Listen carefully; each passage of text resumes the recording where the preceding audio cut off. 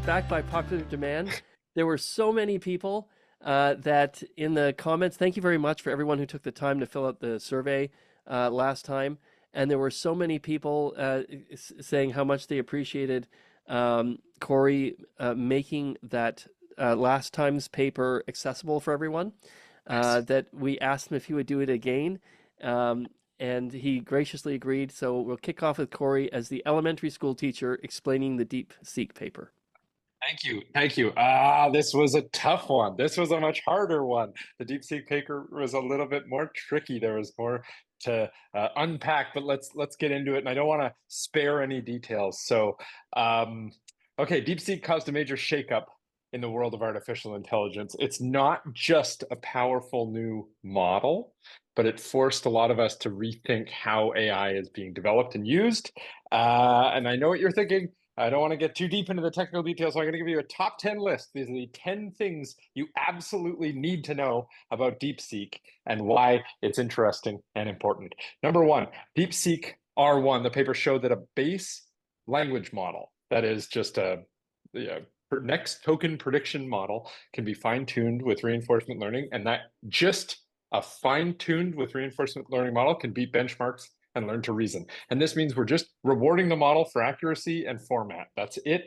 And it can beat the last best model. Of course, they then went on top of that and did more supervised fine-tuning, like using curated samples and getting the model to behave better. But it was a very efficient process that they showed that the elegant reinforcement learning is all that was needed. The second thing that you need to know is that it was trained for just $5.6 million, which is 90% of the cost of GPT-4's estimated cost. Imagine if chocolate bars reduced in price by 90%, we'd all be going crazy. It's like building an iPhone 16 from junk parts that you have in your cupboard.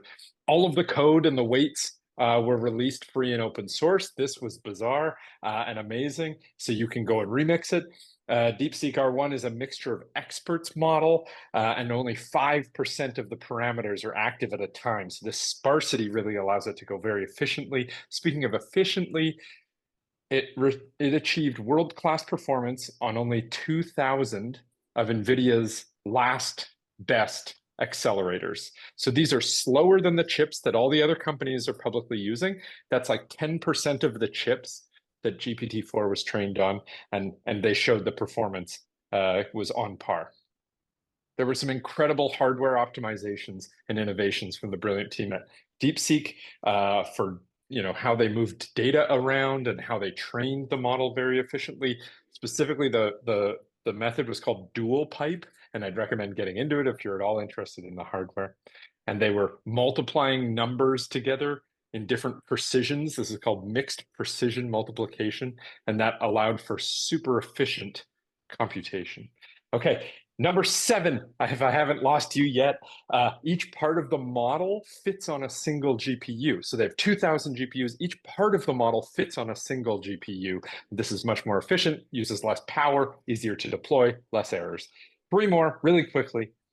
Its more efficient models can reduce the need for the high-end GPUs over time, which meant that the price of NVIDIA went down. The API charges $2 per million tokens. That's like the price of a chocolate bar for 1 million tokens. That's 97% of OpenAI's GPT-4. And the last thing, the 10th thing, is that they already have 33.7 million monthly active users. This is overtaking some of the most established chatbots. So more than just an AI model, it was a statement. And the paper was a real tech report, but it also threw down the gambit for a lot of other labs. Thanks so much. I'll throw it back to you, Ajay. Thanks very much, Kory. Patrick Pilarski is next as our archaeologist. Patrick. Oh, well, hey, thanks for popping by. Your timing is excellent. I just got back from a digging up some lost tech in the ruins of civilization. I think I found something you might be really interested in. Well, oh, not in this here, doodad. That's not important. No, I actually found this paper here, the DeepSeek R1 paper. So I thought since you're here and all, maybe we can just dig into it. How's that sound? Sounds good? Whoa, where am I thinking? Safety first. Let's make sure we do this right. Get PPE here and things like that. We don't want to screw this up. All right, so we're just going to take a core sample here of the paper. There we go. All right. I think there we go. Okay, good. So we got a good core here. I think we can now start to analyze it. So I'm just going to take this apart here and have a look at what we found and check out the layers. So I'm expecting what we're going to see here in that first layer. Oh yeah, no, that's exactly what I expected. So this is standard post 2012 looking. They don't really talk about their policy much, and I can't nearly figure out what they're doing with that reward function. They don't say very well. Standard things you might find like the PPO paper. But we got a little deeper in here though. We got something really interesting. So I think this looks like it matches up with something I found the other day at a different dig site. Actually, there's a little tablet here. Let me brush this off for you. Get a good look at it because I think this lines up with this fragment of stone here. It says, I hope you read it all. It says reward is enough to drive behavior that exhibits abilities studied in it, and then something fuzzy, and then intelligence. And what's cool about that is this actually lines up with another manuscript I found. Here you can, I'll give you another. It also has that phrase "reward is enough" there. This is it's I think circa 2021 BC. I assume maybe more recent. Is beta Gen AI summary on the bottom, but it's by some Silver and Singh and Precup and some fellow named Sutton, and it says kind of the same thing as the tablet. It's like according to reward is enough to drive behavior that exhibits ability studied in natural and artificial intelligence, including knowledge, learning, perception, social intelligence, language, generalization, imitation, and pretty much everything that we think about. So if we go forward, there's another scroll I want to share with you. It's from a little bit more recent and much more recent, page 2. In this here, you can see there's a virtuous loop. You've got that reward, and you've got actions, and you got observations. And here are little pictographs. You get squirrels and the machines for both machines and animals. It drives forward into, if you can read real close in there, all these things, perception and planning, and even things like chain of thought reasoning, like we're seeing in this paper, DeepSeek. Well, I think that's about all the time we have today, folks. Anyway, I'm really happy you could join me. I got to get all this over to the museum, make sure it's all properly archived. But yeah, if you want to stop by some other time, I'd be happy to go on another dig with you. Cheers. Have a great evening. Thank you, Patrick. All right. Applause all around. Next up is Donny Cheung, who's our academic researcher. Donny, over to you. How on earth do you follow that? All right, so I'm embodying the academic researcher. I'm gonna present this a little bit like a grant proposal or like request for proposal or something like that. All right, so we all know that the DeepSeek R1 model recently received a lot of attention in the media due to some of the advancements it made in the reasoning capabilities of large language models. Right. What we're interested in is not the model itself, but actually some of the techniques underlying how the model was built, and we want to be able to reuse those in more complex domains. Now, you may know that I'm very interested in healthcare and life sciences, and so we're going to put a healthcare slant on this. What we're really interested in is what can these techniques do for for complex domains like medical reasoning.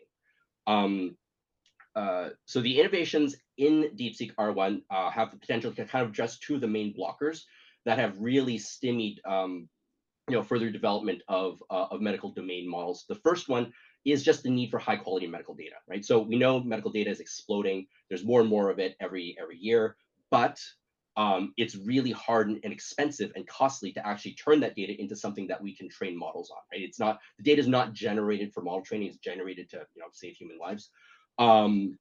And so turning that into something that can be used for model training is expensive. We're hoping that some of the reinforcement type techniques that DeepSeek R1 has sort of introduced, and some of the reduction in the amount of supervised fine tuning that's actually needed to train the model might help us create better models with less actual healthcare data that's being managed.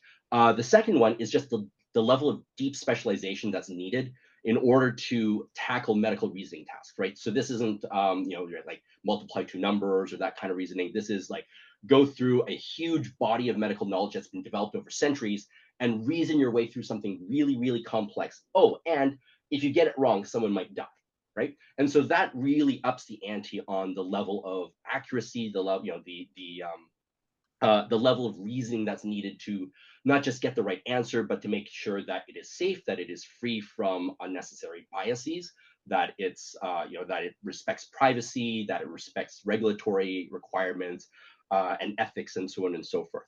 So what we're going to do is we're going to propose a project where we're going to take the techniques in DeepSeek R1, so the entire model training pipeline from the cold start, the reinforcement learning, the supervised fine tuning part, and the sort of the further reinforcement learning, and re-architect those for a healthcare specific domain, right? So what we're going to do is we're going to take a whole bunch of medical reasoning data, lots of examples from medical exams, things like that.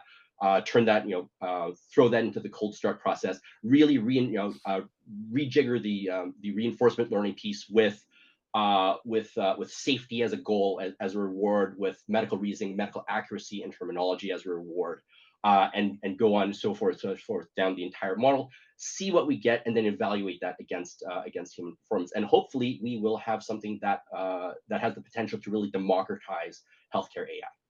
Thank you. Excellent, Donny. Thank you very much. A great idea to point this tool at healthcare application.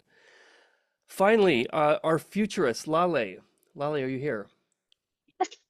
There she is. Everyone. So as a futurist, I thought I need a pipe, so I borrowed one from Magritte. And now I would like to take you down the memory lane. So Elijah McCoy was born in 1844 to formerly enslaved parents who had escaped to Canada via underground railway. McCoy became a mechanical engineer and invented one of the most amazing inventions of the 19th century, a device that could keep the trains running much, much faster, the automatic lubrication cup. Before McCoy's invention, the trains had to stop every 20 to 30 minutes to put oil on the wheels and the joints and let them cool down.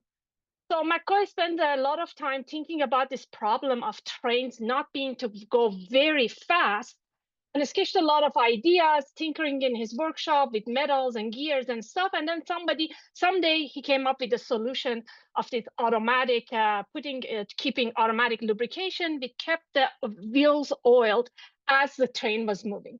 And this meant that the trains could move much, much faster across longer distances. So the train, because they no longer had to stop. And so what happened is that the commerce boomed. There was a lot of money made, and the trains carried a lot of settlers farther and farther away to the west. Now, farther west, where I live, in the grasslands that stretch the horizon, the Blackfoot people watch these trains coming in with unease. The rails carved through their land like scars and polished the ceiling, shimmering under the relentless sun. And what happened is that all the bisons that they depended on, they all died. So the bisons died, and the Blackfoot started, who relied on the herds for the food and shelter and tradition, basically started to have become starved. And because of these, under the threat of duress, they signed treaties, giving away all their land to the government of Canada. Basically, the trains that once promised opportunity for some were the agents of destruction for others. Now, Elijah McCoy himself also never saw this part of his story, but he also, even though he had 50 patents, he also never benefited from any of his patents, because all of this money and financial rewards were given to the white men. Companies that were manufacturing, white-owned companies that were manufacturing these gears. So, and he died actually in destitute. So all the while, the trains work really efficiently. What I want to say is that much is said about the power of generative AI and the efficiency of DeepSeek. But it's no doubt it's a fantastic feat of engineering, as Kory told us. But looking to the future, we should remember that efficiency is not a primary value. Neither is saving money. Our primary values could be courage, kindness, and justice. And to know our future, we should look at the values that we are thinking of today. And we should also look at who is included and who is not, who has access, and what perspectives are included, and what resources are taken and from where. Feynman used to say that science is the key that can open the door of heaven or the doors of hell. As a futurist, I will say that we probably will open both doors, but to different groups of people.